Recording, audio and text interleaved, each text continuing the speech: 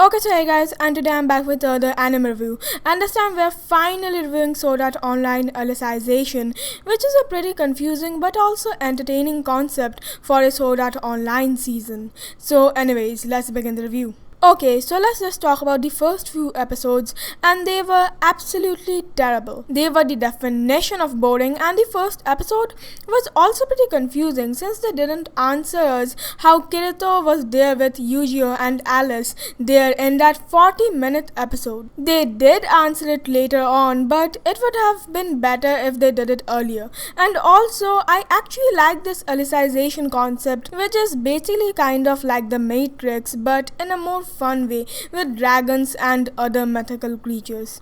Overall, I really didn't care about the first few episodes, and this anime suddenly got good from episode 13 when the writers suddenly decided that the story had spun round and round and round for quite a while and they actually needed to do something. From episode 13, we really got the Sword Art Online that we knew and not some stupid boring anime with lots of confusing stuff. However, I find it funny how the first half of the anime happens over a few years and how the second half happens in like some days. Okay, so let's talk about the characters of this anime. Kirito is somewhat improved, but I still like Sword Art Online 2 Kirito more, since that Kirito seemed to be more resourceful and more intelligent, unlike Alicization Kirito, who mostly depends on his emotions for a fight. Yujiro is a new character and he's okay, I guess. His sword is more entertaining to watch than him though. And Alice tries to be Asuna from the first arc but fails miserably because she's mainly powerful because of her sword and armor, like most Integrity Knights. If she could show her skills without such powerful stuff, then she would be cool like first arc Asuna. Overall, she's a boring character.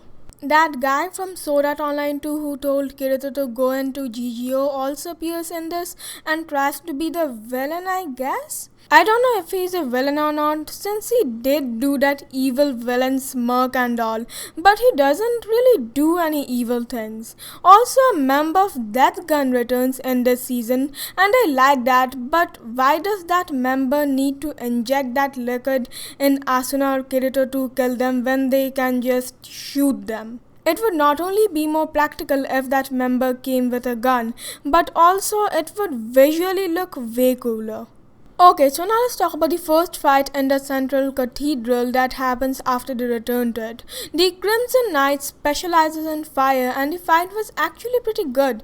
And this is the moment when I really started getting Ironclad vibes from this season, which was of course a good thing. And of course, this fight ended with the Crimson Knight losing and Kirito and Yujiro winning. But after they defeat the Crimson Knights, two kids who happen to be twins appear out of nowhere and start talking with Kirito and Yujiro. And I don't know how they didn't think that they could be members of the cathedral when they literally carry small little swords. Also, did Kirito just say he's not good with kids? Did he forget his memories with Yui or something? Anyways, of course the creepy little twins betray Kirito and Yujiro and take them to the Relentless Knight. Okay, so this time the twins get a taste of their own medicine and get paralyzed thanks to Kirito. Really liked how Kirito didn't go easy on them just because they were kids, because that's dumb. Anyways, now Kirito and Yujiro fight the Relentless Knight, who is actually not just a normal obstacle for them, but also an interesting character. She has got a better backstory than Alice, to be honest, and also I liked her weapon more. But no matter how good her weapon is, nobody can win in front of Kirito, and so she also lost, but Kirito actually healed her so that this boring anime wouldn't lose one of its few interesting characters. Okay, so now they face Alice herself and they fight like usual, but somehow when they're about to defeat her, the wall bursts open and suck Kirito and Alice outside. What? Who did that? Quinella? Because if Quinella did this, then she's kind of dumb, since at the end, all she did by doing this was turn Alice against her. If she had this much power, then why not just make Kirito fall out of the cathedral? Anyways, after Alice and Kirito get sucked out of the cathedral, they cling on to dear life until they finally get back in within some time. Okay, so while Kirito and Alice try to get back in, Yujiro himself faces the legendary knight who defeated that dragon in the cave near the start of the anime. He defeats the overrated knight who was not even as hard to defeat as the Relentless Knight or Alice, and then we get introduced to the most annoying character of this anime, Chudelkin. He has an annoying design, he has annoying dialogues, he does dumb and annoying stuff. Everything about him annoys me.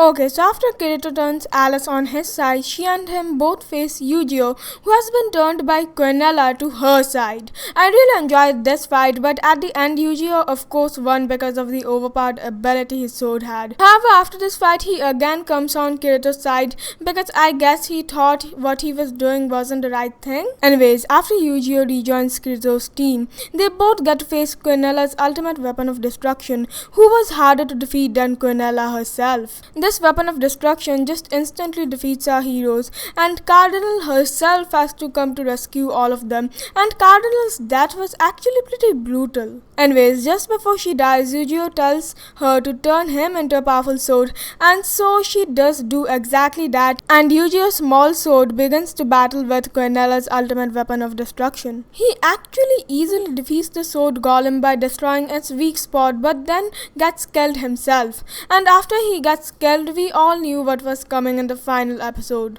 God mode Kirito. And before we get into the final battle, I want to tell that the stupid second opening spoiled me about Yu-Gi-Oh's death by showing these two images back to back. I don't know why they did this.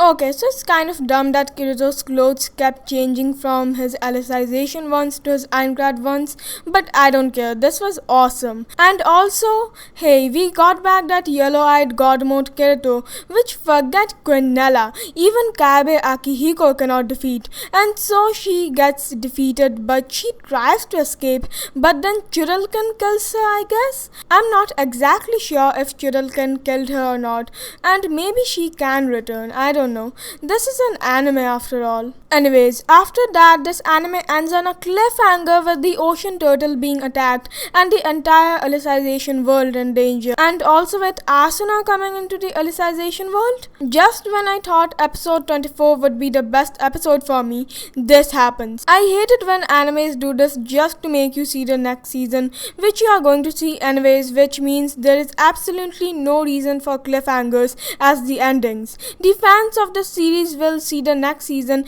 even without cliffhangers, and people who don't care about the series won't even with a cliffhanger. Why do so many animes do this? Cliffhangers are like the worst way to end an entire season. Rating 7.5 out of 10. Best moment, episode 17. Okay, so yeah guys, and that was it for the video, and don't forget to like, comment, share, and of course subscribe, and so yeah guys, bye.